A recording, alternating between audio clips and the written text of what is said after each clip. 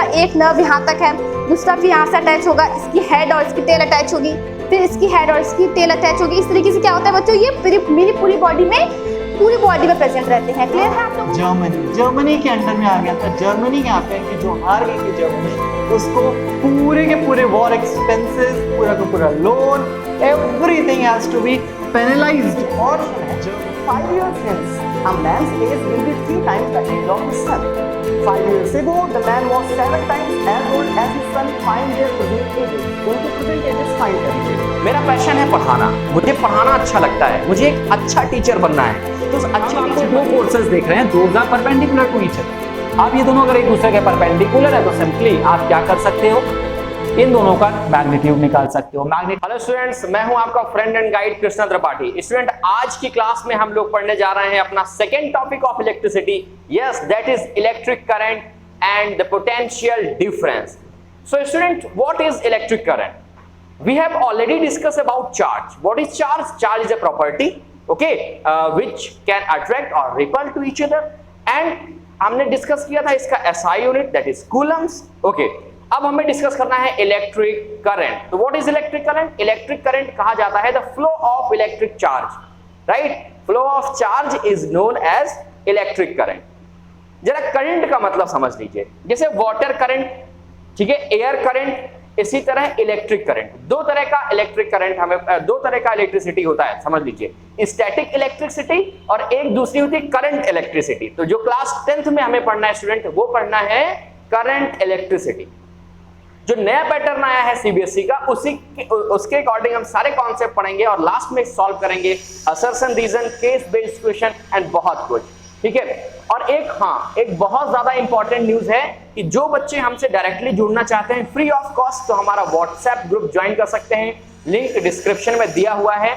उसमें आपको मिलेंगे फ्री नोट्स, असाइनमेंट्स, और अगर आप हमें बोलेंगे कि आपको हमारे नोट्स वगैरह चाहिए तो आपके घर तक हम लोग उसको पार्सल करेंगे, वो भी फ्री ऑफ कॉस्ट, ठीक है, कोई चार्ज नहीं है। तो you can join us and ask your doubt frequently, any time, okay, any from anywhere. चलो देखते हैं। तो हमारा जो टॉपिक है क्या है? Electric current. What is electric current? मैंने बताया flow of charge is known as electric current. या मैं ये कह सकता हूं कि electric current current is equal to charge upon में टाइम। क्यों कह सकता हूं भाई? क्योंकि अब एक जगह से दूसरी जगह चार्ज मान लो फ्लो करता है, पॉइंट ए से पॉइंट बी में चार्ज फ्लो करता है, तो कुछ ना कुछ तो टाइम लेगा फ्लो होने में। तो हम लोग इसको बोल सकते हैं that is I is equal to, charge को क्या पढ़ के आए थे? कैपिटल Q से, और टाइम को किससे पढ़ के आए थे? T से पढ़ के आए हैं, ओके। तो करंट को I से डिनोट करते हैं, कैपिटल I, चार्ज को Q से और टाइम को T से। तो हम लोग मैथमेटिकली इसको एक्सप्रेस कर सकते हैं I is equal to Q by T। हम लोग बिल्कुल टू द पॉइंट बात करेंगे, बिल्कुल डिक्टो टू द पॉइंट बात करेंगे, क्योंकि जो बोर्ड एग्जामिनेशन का जो पैटर्न है वो टू द पॉइंट पूछा जाने वाला है, ठीक है। थोड़े से कॉन्सेप्चुअल बेस्ड क्वेश्चन रहेंगे। तो करंट आपको समझ में आया। जो इसका SI यूनिट होता है स्टूडेंट, वो एम्पियर होता है। क्या होता है? एम्पियर होता है, और उसको हम लोग डिनोट करते हैं कैपिटल A से, ध्यान रखिएगा, ठीक है। तो ये तो हो गया हमारे पास, करंट की बात हो गई, ओके। अब थोड़े से इसके कुछ छोटे छोटे भाई बहन हैं, इनकी बात कर लेते हैं। तो एक होता है माइक्रो एम्पियर और एक होता है मिली एम्पियर। एक माइक्रो एम्पियर और एक मिली एम्पियर। तो माइक्रो एम्पियर स्टूडेंट क्या होता है, मिली एम्पियर क्या होता है, जरा ध्यान दीजिए। जो मिली एम्पियर होता है वो कितना होता है? 10 टू द पावर -3 एम्पियर के बराबर होता है। और माइक्रो एम्पियर कितना होता है? 10 टू द पावर -6 एम्पियर के बराबर होता है। तो कभी क्वेश्चन में, कभी न्यूमेरिकल पोर्शन में पूछ ले कि भाई ये जो करंट है मान लो एम्पियर में दिया है, उसको माइक्रो एम्पियर में चेंज करने की जरूरत पड़ जाए, तो आप इसका मल्टीप्लाई करके चेंज कर सकते हैं। ऐसा क्यों बता रहा हूं? क्योंकि न्यूमेरिकल प्रॉब्लम में कभी कभी ऐसा दे दिया जाता है, एक जगह एम्पियर में दिया जाएगा, एक जगह माइक्रो मिली में दे दिया जाए, तो उसको चेंज तो करना पड़ेगा ना। तो आप इससे उसको चेंज कर सकते हैं स्टूडेंट, ठीक है। अब एक और जो क्वेश्चन इस टॉपिक से बनता है, मोस्ट इंपॉर्टेंट, वो ये बनता है कि करंट इज स्केलर और वेक्टर। चलो बताओ। तो बहुत सारे स्टूडेंट कहेंगे सर करंट में magnitude as well as direction होता है, तो दैट इज वेक्टर, है ना। बट ये स्केलर भी हो सकती है स्टूडेंट। शौक लगा ना? देखो कैसे, हम लोग पढ़ेंगे आगे 11th में एक ट्राइंगल रूल पढ़ेंगे, वेक्टर्स लॉ ऑफ ट्राइंगल इसको बोलते हैं। इंपॉर्टेंट है, बिल्कुल नया है, कहीं नहीं मिलेगा क्लास 10th के वीडियोस में, ये मेरी चैलेंज है और गारंटी भी है। ये वेक्टर रूल होता है ट्राइंगल का। इसमें क्या होता है, इसमें ये होता है कि अगर दो वेक्टर क्वांटिटीज किसी ट्राइंगल की दो साइड को डिनोट करती हैं तो जो उनका रिजल्टेंट वेक्टर आएगा, वो जो तीसरा साइड रिजल्टेंट वेक्टर, जो रिजल्टेंट हमारा प्रोडक्ट आएगा, क्वांटिटी आएगी, वो वेक्टर क्वांटिटी होगी स्टूडेंट, राइट। तो वो इस रूल को अगर मैं बात करूं कि ये जो हमारा जो करंट है वो इस रूल को फॉलो नहीं करता है, दैट्स व्हाई ना तो ये स्केलर है और ना तो ये वेक्टर है, क्योंकि वेक्टर होगा, जितने भी वेक्टर हैं वो इस रूल को फॉलो करते हैं। बात समझ में आई? जितनी भी वेक्टर क्वांटिटीज हैं वो इस रूल को फॉलो करते हैं, और बल्कि करंट हमारा इस रूल को फॉलो नहीं करता। That's why very important word में रिपीट कर रहा हूं, करंट ना तो स्केलर क्वांटिटी है और ना तो वेक्टर क्वांटिटी। ध्यान दीजिएगा स्टूडेंट। क्या इतनी बात समझ में आ गई आपको? आई होप आपको समझ में आ गया होगा। अब पूछ लिया जाता है भाई 1 एम्पियर क्या होता है, व्हाट इज 1 एम्पियर? ओके, कभी कभी पूछ लेते हैं। तो 1 एम्पियर के लिए क्या करना है, अपने को ये फॉर्मूला पता है, I = Q/T। तो I को हम लोग एम्पियर से डिनोट कर सकते हैं, और देखो चार्ज को किससे डिनोट कर सकते हैं, कूलम्ब से, और टाइम को सेकंड से। अब 1 हमें पूछना है ना कि व्हाट इज 1 एम्पियर, तो 1 एम्पियर के आगे 1 लगा दो, एम्पियर के आगे 1 लगा दिया, तो ये क्या बन गया 1 एम्पियर। तो भाई मैथ में क्या पढ़ते हो, जो आपको लेफ्ट हैंड साइड करना है वही राइट हैंड साइड करना है, तो फटाफट सब में 1 1 लगा दिया।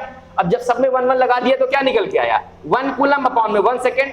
क्या मतलब हुआ, मतलब ये हुआ कि 1 ampere current is when 1 coulomb charge in 1 second is known as 1 ampere of current. नहीं आया समझ में? आ गया होगा आई होप। आपको ये 1 1 कुछ याद करने की जरूरत नहीं है, सीधे फॉर्मूला उठाओ, उसमें 1 1 लगाओ, जो इनकी एसआई यूनिट है, अपने आप डेफिनेशन बनाओ।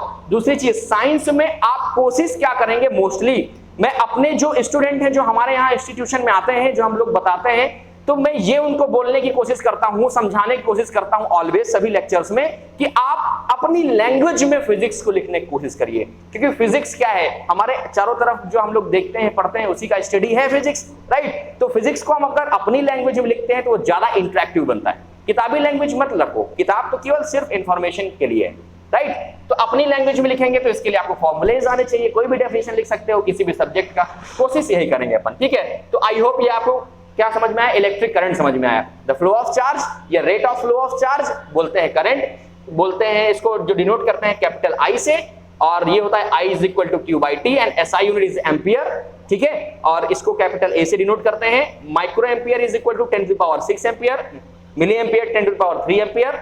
ये ना तो स्केलर है ना तो वेक्टर है, क्योंकि ये वेक्टर रूल फॉलो नहीं करता, इस वजह से वेक्टर नहीं है, और इसमें डायरेक्शन भी होता है, इसलिए इस वजह से स्केलर नहीं है। इसके बाद 1 एम्पियर 1 कूलम्ब पर 1 सेकेंड। तो आई होप आपको समझ में आ गया होगा। That is a recap of these 5 periods. अब चलते हैं हमारे अगले टॉपिक पर, दैट इज इलेक्ट्रिक पोटेंशियल। पहले तो बताइए what is potential. Potential means capacity, potential means capacity. वो किसी भी टाइप की कैपेसिटी हो सकती है ना, वो पैसे से लेकर के हो सकती है, मेरे नॉलेज को लेकर के हो सकती है, कोई भी कैपेसिटी हो सकती है। खैर चलो देखो, तो इलेक्ट्रिक पोटेंशियल क्या है। सपोज दैट हमारे पास कोई एक पॉइंट है जो कि हमें नहीं पता कहां पर है, मैं सपोज दैट इनफाइनाइट में मान लेता हूं, ठीक है। और ये हमारे पास दूसरा पॉइंट है, ये भी हमको नहीं पता, लेकिन फिर भी चलो मैंने ए मान लिया समझाने के लिए।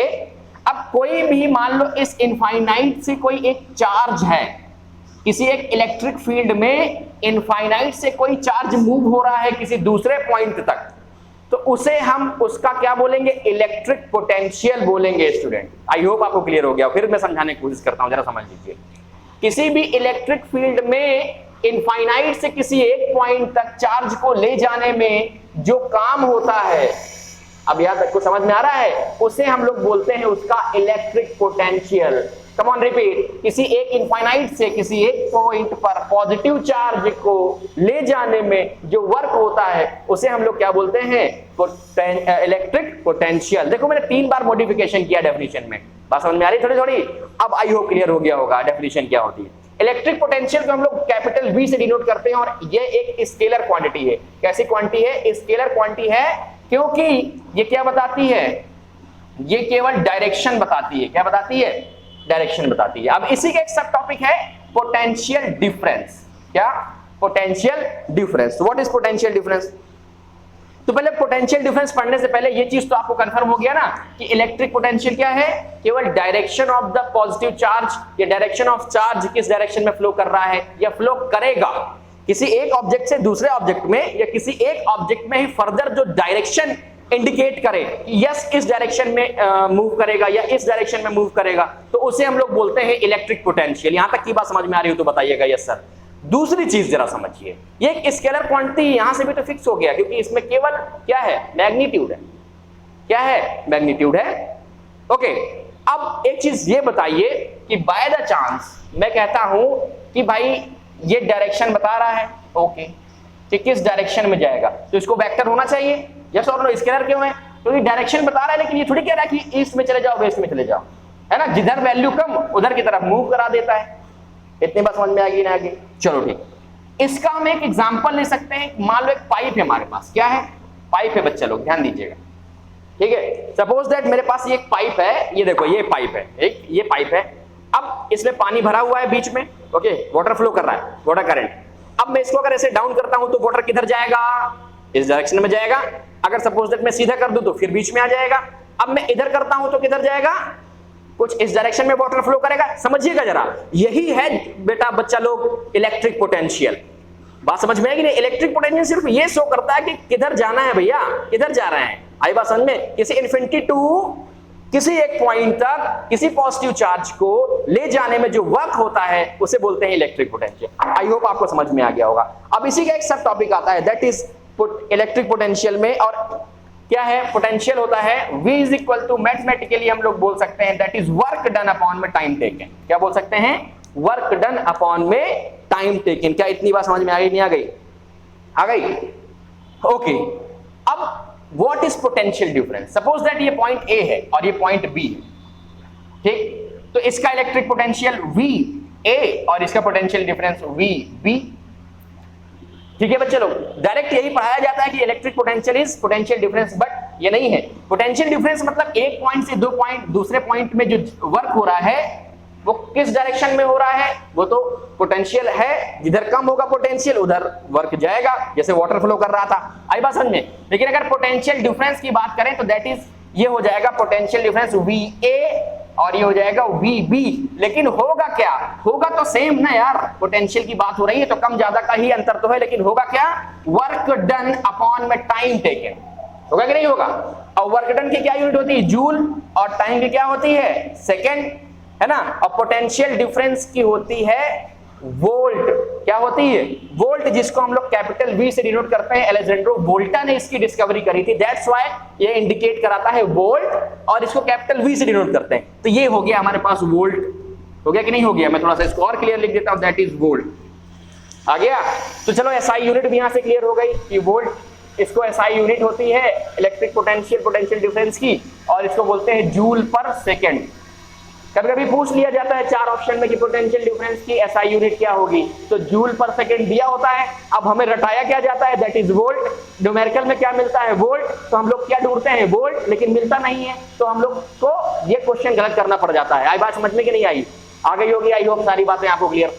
ओके, तो आई होप इलेक्ट्रिक पोटेंशियल आपको समझ में आया कि नहीं आया। अब कभी कभी पूछ लिया जाता है व्हाट इज 1 वोल्ट, तो मैंने आपको सिखाया 1 वोल्ट आपको रटने की जरूरत नहीं है। तो रटना नहीं है तो क्या हो जाएगा भाई, 1 1 लगा लो, ये 1 1 लगा दिए तो क्या हो जाएगा, 1 volt is equal to 1 joule upon 1 second, मतलब 1 joule of work done in 1 second is known as 1 volt. आई बात समझ में कि नहीं आई? समझ में आ गया? ठीक है बच्चे लोग, अगर समझ में आ गया तो कोई बात नहीं भाई, बहुत अच्छी बात है। अब बात आता है how to measure potential difference. किसी एक पॉइंट से दूसरे पॉइंट का पोटेंशियल डिफरेंस कैसे मेजर करते हैं स्टूडेंट, जरा ध्यान दीजिएगा, इंपॉर्टेंट है। एक क्वेश्चन यहां से बनता है, वोल्ट मीटर से भी एक क्वेश्चन बनता है, तो डेफिनेशन नहीं आती है व्हाट इज वोल्ट मीटर, ठीक है। क्वेश्चन क्या बनता है, जरा ये समझने की कोशिश करिए। क्वेश्चन बनता है कि वोल्ट मीटर को लगाते कैसे हैं भाई। तो अब यार इलेक्ट्रिक फिजिक्स पढ़ रहे हो तो लगाना तो पता होना चाहिए ना, कैसे लगाओगे। तो लगाने के हमारे पास क्या तरीके हैं, क्या है वोल्ट मीटर, क्या होता है, जरा समझ लो। इलेक्ट्रिक पोटेंशियल को मेजर करने के लिए यूज होता है वोल्ट मीटर। क्या यूज होता है, volt stand for potential and meter stand for measurement, ठीक है। वोल्ट मीटर यूज होता है और वो कुछ इस तरह से रहता है, जरा ध्यान दीजिएगा। मैं आपको बना के कोशिश करता हूं कि आपको समझ में आ जाए। कुछ इस तरह से उसकी रीडिंग्स रहती हैं और इस तरह से उसका एक वो रहता है, जिसे क्लॉक में रहता है ना हैंड, ठीक। और इसको टर्मिनल के साथ अटैच कर दिया जाता है, 2 टर्मिनल। इसका जो सिंबल होता है वो कैसा होता है, कभी कुछ लोग ऐसे बनाते हैं, ठीक है, कुछ लोग ऐसे बनाते हैं और कुछ लोग ऐसे बनाते हैं, V, ठीक है। तो वोल्टमीटर समझ में आया कि नहीं आया? चलो अब वोल्ट मीटर क्या है? Volt meter is a device which measure the potential difference between two terminals of any circuit. ठीक है, यह बात कर सकते हैं 2 पॉइंट्स के बीच में जिसमें करंट फ्लो हो रहा है, उनके बीच में पोटेंशियल डिफरेंस मेजर करता है कौन? Volt meter. आई बात समझ में थोड़ी बहुत की नहीं आई? चलो अब इंपॉर्टेंट क्या है इसमें, टू द पॉइंट बात कर रहे हैं। तो इंपॉर्टेंट पहली चीज तो ये ऑलवेज यूज इन पैरेलल। कैसा? पैरेलल यूज होता है। पैरेलल क्या होता है? पैरेलल का मतलब ये कि सपोज दैट ये मेरे पास कोई गैजेट लगा हुआ है और तो मैं इसमें जो वोल्ट मीटर मुझे अटैच करना है तो मैं यहां पर नहीं अटैच करूंगा, ध्यान दीजिएगा। क्यों? ये सीरीज है, सीरीज मतलब सीरियल से, और पैरेलल का मतलब कि दूसरी लाइन हमें डालनी पड़ेगी इसके लिए। तो इसके लिए मैंने आपको दूसरी लाइन डाल के दे दी कुछ इस तरह से। ये हो गया पैरेलल। अभी आगे हम लोग डिस्कस करेंगे कॉम्बिनेशन ऑफ रजिस्टर्स में इसको, बहुत बेहतरीन सा। ठीक है, तो मजा आएगा आपको पढ़ के, तो ध्यान दीजिएगा। तो अगर बात करें वोल्ट मीटर की, तो volt meter always connected in parallel. इतनी बात समझ में आई बेटा कि नहीं आई? एक टर्मिनल इसका पॉजिटिव होता है, एक टर्मिनल इसका नेगेटिव होता है, नेगेटिव पॉजिटिव। ठीक है, दूसरा पॉइंट क्या होता है? रेजिस्टेंस की बात आती है। किसकी बात आती है? रेजिस्टेंस की बात आती है। तो इसका रेजिस्टेंस कैसा होना चाहिए? लो होना चाहिए कि हाई होना चाहिए? तो वोल्ट मीटर का रेजिस्टेंस क्या होना चाहिए? क्या होना चाहिए? हाई होना चाहिए। It must be high resistance. किसका होना चाहिए? हाई रेजिस्टेंस होना चाहिए इसका। आई बात समझ में? जिसका रेजिस्टेंस होना चाहिए कैसा होना चाहिए? Must be high. ठीक, अब यार वोल्ट मीटर से एक चीज और देखो, याद आ गया, मैंने मिस कर दिया था करंट में। क्या? करंट को भी तो मेजर किया जाता है एम्पियर में, तो उसके लिए भी कुछ गैजेट बनाना हो चाहिए साइंटिस्ट को। तो यस, बना हुआ है, उसको हम लोग बोलते हैं एम मीटर। क्या बोलते हैं? Ammeter. ध्यान दीजिए, ये पोटेंशियल डिफरेंस की बात हो रही है, यहां पर करंट की बात हो रही है, एम मीटर।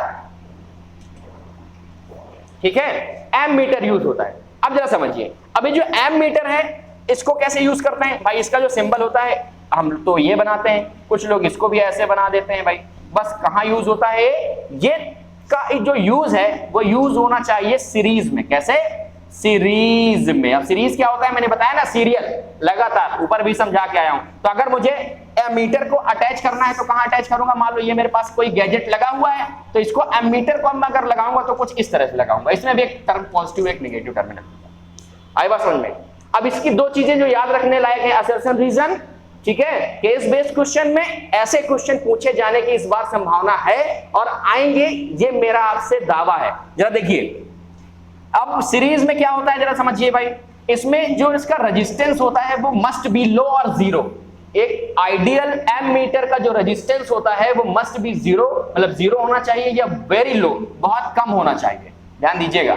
और एक दूसरी चीज जो मैंने आपको ऑलरेडी बता दी, किसमें ये ऐड होता है? सीरीज में ऐड होता है। हमेशा जब किसी लाइन में किसी आप सर्किट में इसको लगाएंगे तो कैसा लगाएंगे? सीरीज में लगाएंगे। एक क्वेश्चन आया था 2019 वाले बैच में, क्या आया था कि बहुत सारे डायग्राम्स दिए थे ammeter, voltmeter, resistance की, और बोलता था कि अरेंज करो। 2 नंबर का क्वेश्चन था, हलवा सा क्वेश्चन। बच्चे नहीं कर पाए थे। क्यों? उन्हें पता ही नहीं है वोल्ट मीटर सीरीज में लगना कि पैरेलल में लगना है। ठीक है, तो थोड़ा सा ये चीजें आपको देखने लायक हैं और बहुत इंपॉर्टेंट चीजें। और आज की सबसे खास बात की, आज मैंने आपको पढ़ाया है ट्रायंगल रूल्स ऑफ वेक्टर। ये मत भूलिएगा, आपको आगे फिर कभी पढ़ाऊंगा। ठीक है, तो आज के लिए इतना ही। फिर मिलेंगे आप लोग अपने नेक्स्ट क्लास में। तब तक हंसते रहिए, मुस्कुराते रहिए।